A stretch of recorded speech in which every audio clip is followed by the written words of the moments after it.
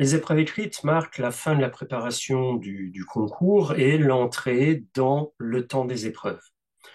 Le candidat abandonne alors son habit d'étudiant, c'est-à-dire celui qui se consacre à apprendre, à mémoriser, à stocker un certain nombre d'informations et de compétences, pour enfiler progressivement, à travers ces différentes épreuves, l'habit de l'enseignant. Autrement dit, ces épreuves écrites qui seront suivies par des épreuves orales ont pour objectif de vérifier que le candidat sait mettre en œuvre, sait mettre en activité tout simplement les compétences qu'il a travaillées pendant le temps de cette préparation. Donc le temps des épreuves écrites marque véritablement un tournant dans la préparation au concours, parce que c'est à ce moment-là qu'on entre dans une phase un petit peu de transition entre l'étudiant actuel et l'enseignant à venir. On va aborder trois éléments.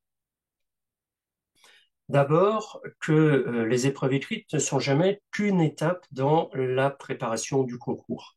C'est la première étape qui valide les connaissances et les compétences dans les domaines donc, du savoir scientifique, du savoir académique de type universitaire, mais également des compétences en matière de déroulement des épreuves.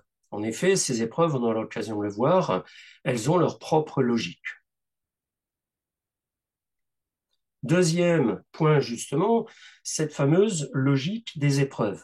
Les épreuves écrites comme orales cherchent à vérifier chez les différents candidats qu'ils ont les compétences requises pour construire et assurer des enseignements. Ces compétences, on les retrouve dans ce qu'on appelle l'ingénierie pédagogique, que ce soit au niveau de la séquence, ça va être le but notamment des épreuves écrites, poser un cadre ou un cadrage, et au niveau d'une séance, voire d'un document pour les épreuves orales, on aura l'occasion d'en reparler.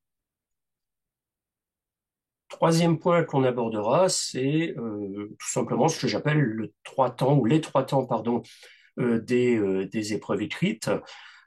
Trois temps, tout simplement parce qu'il y a un temps avant l'épreuve en elle-même, donc qui est un temps de préparation proche de l'épreuve écrite ou des épreuves écrites.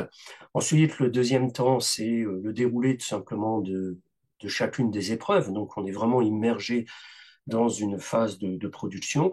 Et puis, le troisième temps, bah, c'est une fois que ces épreuves sont terminées. Là, on verra qu'on a à la fois envie de souffler, envie de relâcher, mais se pose un certain nombre de questions dont on aura l'occasion de reparler.